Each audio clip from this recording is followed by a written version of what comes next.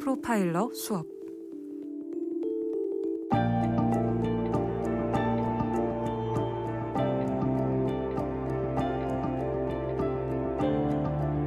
매주 화요일마다 뉴스 하이킥에선 특별한 수업이 열립니다. 프로파일러의 시점에서 사건을 날카롭게 그리고 깊게 들여다보는 프로파일러 수업. 매주 제 강의를 듣는 수강생이 있죠. MBC 라디오 북클럽 진행자이자 북튜버로 활동 중인 김겨울 작가 나오셨습니다. 어서 오세요. 안녕하세요. 김겨울입니다. 네, 벌써 6월입니다. 아, 그러게요. 시간이 진짜 빠르네요. 그렇죠. 네. 김겨울 작가 혹시 6월에 특별한 계획이나 목표 있어요? 제가 6월이 마감인 책이 한 권 있어가지고 그래요? 네, 부지런히 써야 됩니다. 네, 다 썼나요? 큰일 났습니다. 그럼 지금 여기서 이러고 있을 시간이 없을 것 같은데. 아, 열심히 써야겠습니다. 네, 오늘 수업 시작하기 전에 청취자 참여 안내부터 드리겠습니다. 현재 유튜브로도 생중계되고 있고요. 유튜브에서 표창원의 뉴스 하이킥 검색을 하시면 저희 수업 장면을 직접 보실 수 있고 댓글로 참여도 하실 수가 있습니다. 네, 문자 참여도 열려 있습니다. 사건 파헤치면서 궁금한 점이 있으신 분들은 짧은 건 50원, 긴 건 100원이 드는 문자 번호 샵 8001번 혹은 무료인 스마트 라디오 미니와 유튜브 댓글도 열려 있습니다. 네, 프로파일러 수업 본격적으로 시작하겠습니다. 오늘 만나볼 사건 무엇입니까? 네, 오늘의 사건 일단 준비된 내용 들어보시죠.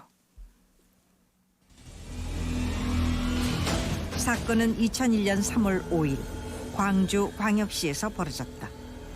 더블용 침대에 엎어져 있는 상태에서 이 목 부분에가 이제 흉기로 내리친 자국이 있었어요. 두 군데가 있었죠. 베테랑 형사들마저 경악하게 한 사건 현장. 10살짜리 둘째 아들은 흉기에 찔려 숨져 있었고 중학생 첫째 아들은 사라진 채였다. 동생이 자고 있는데 도끼를 들고 와서 자고 있는 동생 내리쳤다. 그래서 피가 이러고 나더라. 이제 태연스럽게 이야기를 하는 겁니다. 너무도 담담했던 양군. 14살 살인범의 자백에 놀란 건 되레 어른들이었다. 네, MBC 경찰청 사람들에서 방송됐던 내용이죠. 이 사건 저도 분석을 했었고 참 아주 오래전이지만 여전히 저는 기억에 생생합니다. 네, 그만큼 좀 충격적인 일이었죠. 네. 2001년에 광주에서 있었던 친동생 흉기 살인 사건입니다. 오늘 이 오래된 사건을 가져온 이유는요. 최근에 초등학생 아들이 컴퓨터 게임을 그만하라고 말한 어머니에게 흉기를 휘두른 좀 네. 충격적인 뉴스가 또 있었거든요. 그래서 오늘은 중독, 또 특히 게임 중독 관련해서 상징적이라고 할 수 있는 이 사건을 좀 자세히 들여다볼까 합니다. 네, 지금 말씀 주신 것처럼 20년 전에 일어난 사건입니다. 네. 그러면 그때로 돌아가서 사건에 대한 설명 좀 해주시죠. 네. 2001년 3월 5일 광주의 한 아파트에서 일어난 사건이고요. 양 씨 부부는 광주에서 야식집을 운영 중이었고 아침에 집으로 돌아왔어요. 그래서 안방에 들어갔는데 초등학교 4학년이던 둘째 아들이 흉기에 찔려 쓰러져 있는 모습을 발견합니다.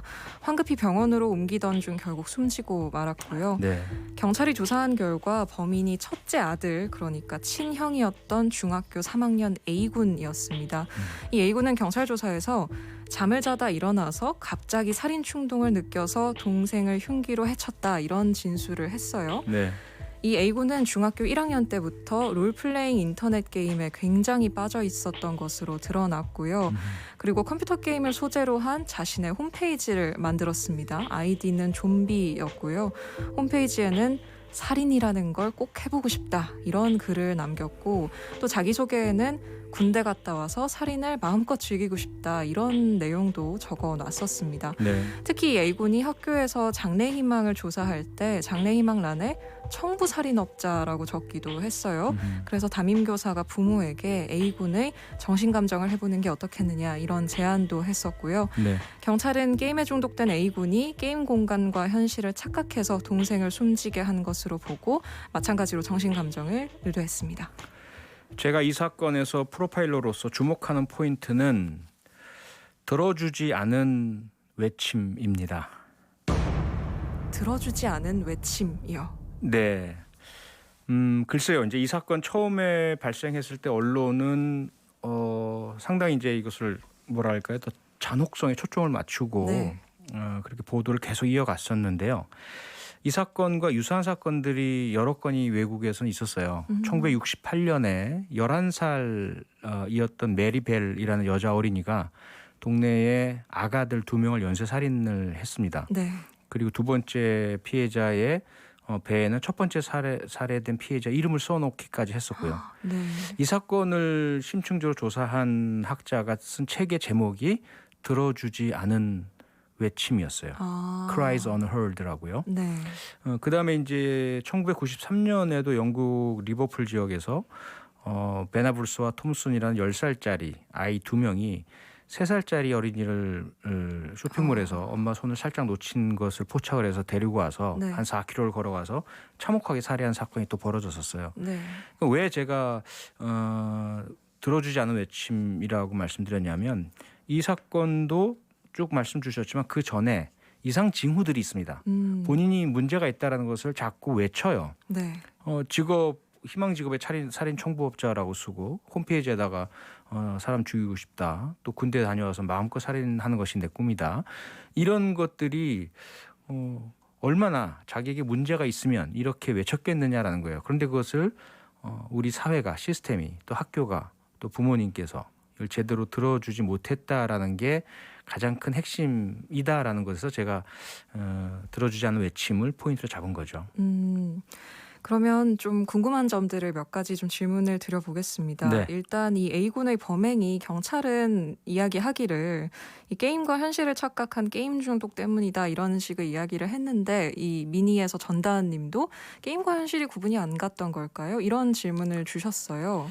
저는 그렇게 생각하지 않고요. 그 이후에도 이 문제 때문에 좀 논란이 많았었습니다. 네. 과연 게임과 현실을 구분하지 못해서 자기 동생인 줄 모르고 게임 캐릭터로 생각하고 이렇게 했을까? 저는 그렇게 생각하지 않고요. 네. 이 행동을 하기 위해서 이 형은 흉기를 인터넷에서 주문을 합니다.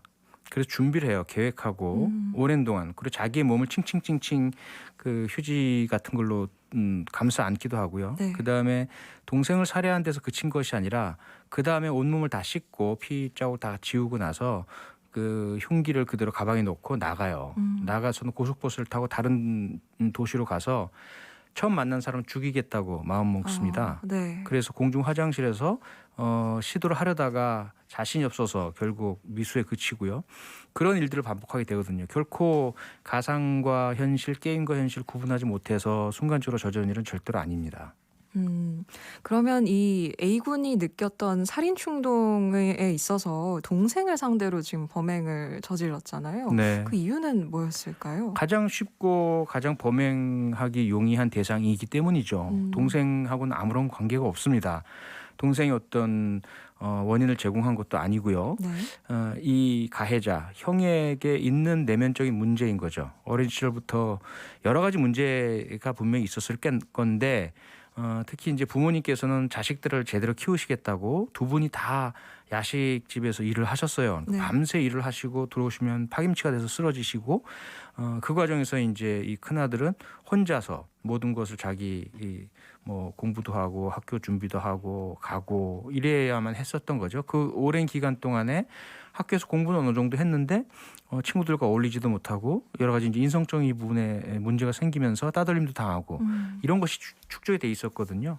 그러다가 이제 살인이란 것을 감행하겠다라고 미리 여러 가지 외침을 했는데 아무도 안 받아들여 주니까 실제로 실행에 옮긴 거예요. 가장 쉽고 가장 범행의 어떤 대상이 될 수 있는 존재가 함께 자고 있는 동생이었던 거죠. 정말 안타까운 상황인데요. 그 말씀 주신 환경 속에서 이제 좀 문제가 있었는데 이 경찰 조사를 보면 그 아까 말씀드렸다시피 살인을 저지르기 전부터 장래희망을 청부 살인업자다 이런 이야기를 하기도 하고 또 말씀하신 것처럼 이제 연쇄 살인을 또 계획을 하기도 했었다고 하는데 예. 이런 모습을 봤을 때 부모님이나 학교에서 조금 더 이 A군을 살펴봐야 했던 게 아닐까 그런 생각도 들거든요. 네. 20년 전 뭐 지금보다 훨씬 더 학교의 그런 문제 학생에 대한 상담과 사후 관리 시스템이 형편없었죠. 아예 없었습니다. 그래서 담임 선생님께서 문제가 있다는 건 알겠는데 학교에서는 네. 어떻게 할 줄 모르니까 부모님에게 정신감정 받아보라고 했던 거거든요. 부모님은 야식집 뭐 운영하느라고 그럴 시간도 여유도 전혀 없는 상태였고 학교에 보냈으니 학교에서 어떻게 해줬으면 좋겠다라는 생각을 가지고 있었던 거죠. 네. 여기서 문제가 생긴 건데 우리나라만 그런 건 아니에요. 조승희 사건 아시죠? 네. 미국 버지니아 공대에서 32명을 총기 살해했던 한국에서 8살에 이민 갔던 그 친구도 가서 적응 못하고 친구들한테 따돌림 당하면서 유사한 형태로 컸어요. 다만 그 발현이 좀 더 늦게 나온 거죠. 대학에 가서 나오게 된 거죠. 그 사이에 미국 사회가 교육 시스템이 제대로 이 조승희의 문제를 포착해서 해결하지 못했다는 반성이 일어나요. 그래가지고 이제 그 초중고고 단위에서 상담 선생님 의무화하고 문제 학생에 대한 상담 치료에 대한 시스템을 갖추게 되거든요. 네. 우리는 아직까지 그게 제대로 갖춰져 있지 않죠. 여전히. 미니에서 장승은님께서요. 부모님에게 관심을 받고 싶어서 그런 행동을 한 건 아닐까요? 이런 의견도 주셨습니다. 분명히 포함되어 있습니다. 그 어린 나이부터 가장 필요한 욕구들, 관심 받고 싶어하는 욕구, 인정받고 싶어하는 욕구, 또 정체성이란 건 내가 누군지, 어떤 사람이고 어떤 것들을 앞으로 하게 될지에 대한 많은 의문이 생기는 나이거든요. 인격 형성기라고 하거든요. 네. 그 시기에 관심도 못 받고 그에 대한 어떤 조언도 못 듣고 자기가 누구인지에 대한 그 인격 형성, 자기 정체성 형성도 상당히 이제 손상이 된 것으로 보이거든요. 그런 것들이 모두 복합적으로 작용했다고 봐요.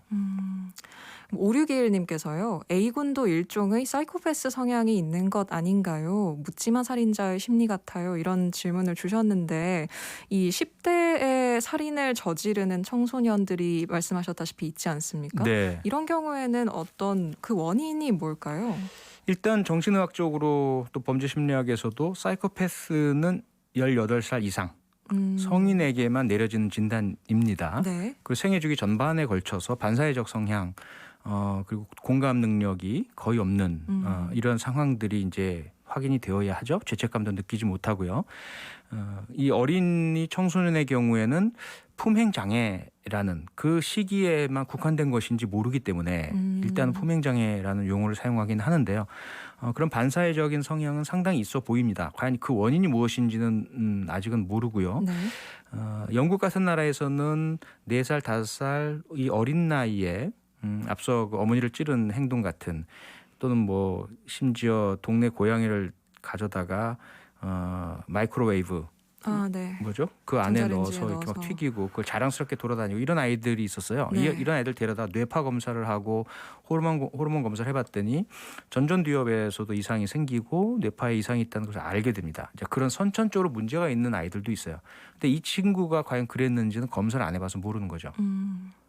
그런 다양한 이유로 사실. 그렇죠. 네. 그래서 선천적인 문제가 있는지 여부는 모르지만 후천적 문제는 분명히 있다. 네. 후천적으로 그러한 부모의 어떤 양육 부재, 관심 부재, 그리고 인격 형성 과정에서의 제대로 된 보살핌을 받지 못한 것, 학교에서 따돌림 당한 것, 이런 자아 정체성의 혼란이 느껴진 것, 그리고 낮은 자존감 이런 모든 것들이 결합된 어떤 후천적 영향은 분명히 관찰이 되고요. 네. 여기에 선천적 문제는 모르는 거죠.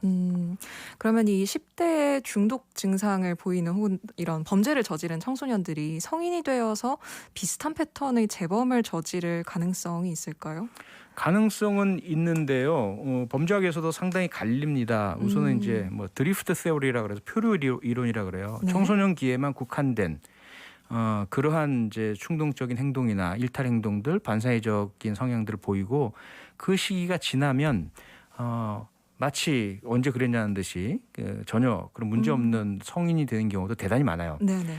유사한 패턴이 줄곧 반복되는 소년범이 성인 범죄자로 흔히 이제 커리어 크리미널이라고 하거든요. 네. 그렇게 악화되는 경우도 꽤 있고요. 그래서 어떤 경우인지 단정하기는 어렵고요. 네네. 그런데 이 친구의 경우 지금 6000번님이 지금은 교화가 됐을까요? 평생 교화가 필요할 듯한데요 라고 말씀 주셨어요. 당시에 14살, 20년 지나서 지금 34살입니다. 이 친구가 유사한 강력범죄 저질렀다는 사실은 확인되지 않았어요. 만약에 저질렀다면 당연히 보도가 되었겠죠. 네. 그리고 앞서 제가 예로 들어드렸던 1993년에 3살 어린이를 참혹하게 살해했던 영국은 형사 미성년자가 10살을 10세거든요. 이 둘이 10살이에요. 그래서 실제 형사처벌을 받았어요. 네. 그다음에 계속해서 이름도 바꾸고 숨어 다녔는데도 추적해서 밝혀냈는데 강력범죄를 안 저질렀습니다. 그래서 그런 부분들이 꼭 반복되는 것은 아니다. 그리고 오히려 그들에 대해서는 사회적 관심이 또 감시가 네. 계속되기 때문에 보호관찰도 되고요. 오히려 다른 강력범죄자들보다 어린 시절에 이렇게 노출된 친구들은 그렇게 강력범죄를 저지를 확률은 좀 줄어드는 그런 경향은 있죠. 감시를 계속 받기 때문에. 네. 이 게임이나 영화의 폭력성 문제가 사실 이 사건을 통해서 굉장히 크게 대두가 됐었잖아요. 네. 그런 폭력성이 실제 범죄와 연결이 되는 그런 경우들이 또 있을까요? 와, 계속해서 논란 중이죠. 네네네. 가장 대표적인 사례가요. Natural Born Killers라는 뭐 우리는 우리말로 뭐였죠? 올리버 스톤 감독의 네. 살인자들인가? 네네. 뭐 그렇게 번역되었을 텐데 네. 그 영화가 그 당시에 상당히 충격적이었잖아요. 그 영화를 보고서 한 고등학생이 자기 학교의 여학생을 살해했습니다. 그래서 그 피해자의 부모가 올리버 스톤 감독하고 영화사를 형사 고소했어요. 이 사람들이 살인 교사범이다. 네. 이 영화를 보고 이 아이가 이 살인을 저질렀다. 다른 이유는 없다. 네.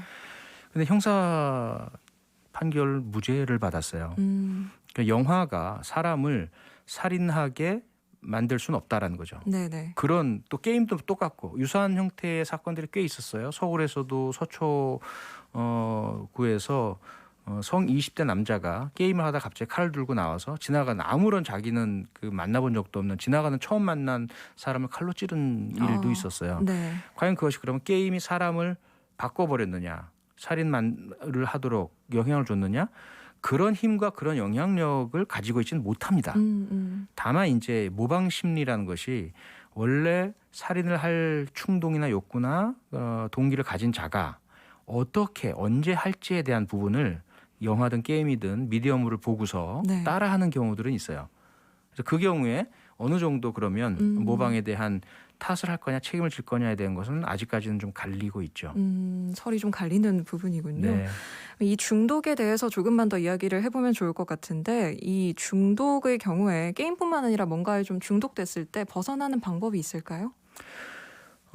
예, 우선은 그 중독이란 현상은 늘 금단 증상과 맞물리죠. 그래서 급격하게 갑자기 외부적 힘에 의해서 중단하면은 부작용이 생길 수가 있어요. 그래서 네. 전문가를 찾아가서 그 중독에서 빠져나올 수 있는 단계적 프로그램을 받는 것이 가장 좋습니다. 네, 좋습니다. 네. 프로파일러 수업 오늘 이쯤에서 마무리할까요? 네, 오늘은 여기서 마치죠. 지금까지 프로파일러 수강생 김기월 작가였고요.